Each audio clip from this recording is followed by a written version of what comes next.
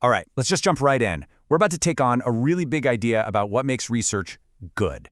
It's an assumption that's so common, most of us don't even notice we're making it. And there it is. For like decades, the main question in research has always been, hey, can this finding apply to everybody? We've all been taught to see generalizability as the ultimate prize.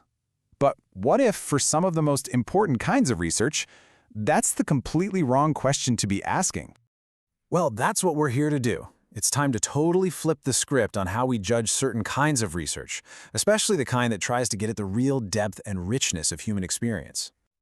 Okay, and this really gets to the heart of the matter. You know, quantitative research is often about that huge picture, finding these universal truths using numbers, stats, the whole deal.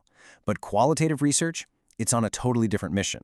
It's all about digging deep to uncover the contextual meaning, the why and the how behind what people do and think.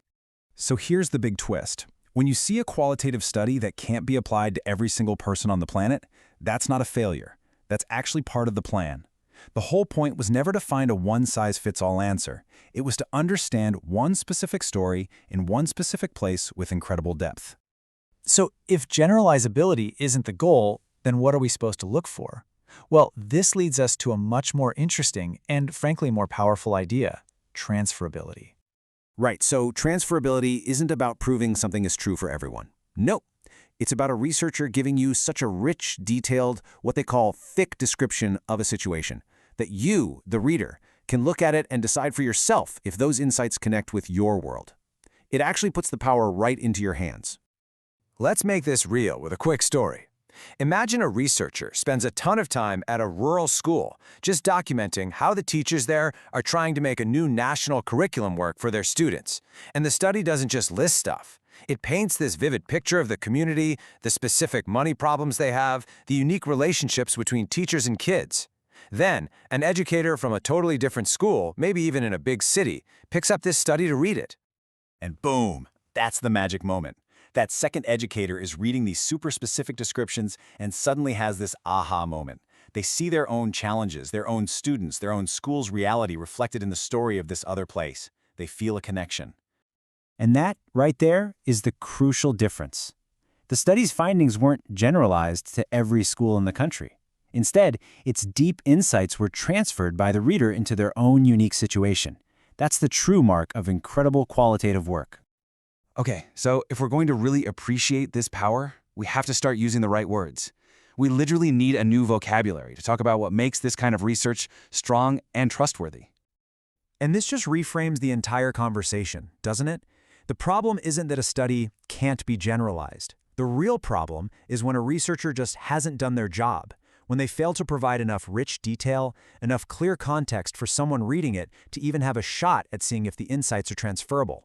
The responsibility is on the researcher to paint that picture. This shift means we need new words. So instead of asking about validity, which is a term from the numbers world, we should be asking about credibility. Is the story the researcher is telling us believable and authentic? And instead of reliability, we should focus on dependability. Is their process clear, logical, and well-documented enough for us to trust how they got their findings? This isn't just about switching words, it's about using the right tools for the job. Ultimately, all of this, it just boils down to a massive shift in the kind of questions we should be asking when we look at qualitative research. So, let's just make a pact to start asking the right question. We've got to move away from asking, can this apply to everyone? Instead, a researcher should be asking themselves, have I given my reader enough depth and clarity for them to decide if these insights ring true in their world? You know, it's kind of like judging a fish on its ability to climb a tree. It's just the wrong measurement. We have to stop trying to apply the rules of one game to a completely different sport. And instead, let's start really celebrating and honoring the unique, powerful, and honestly very demanding kind of rigor that good qualitative research brings to the table. The rigor of deep description, of true understanding, and of transferable insight. So for anyone out there doing this work, this is the real challenge, right? It's not just about collecting stories. It's about telling a story so vividly that it creates that spark, that aha moment for someone else, somewhere else. So the real question isn't just for researchers, it's for all of us. How do we build those bridges between one person's detailed story and a much bigger human insight?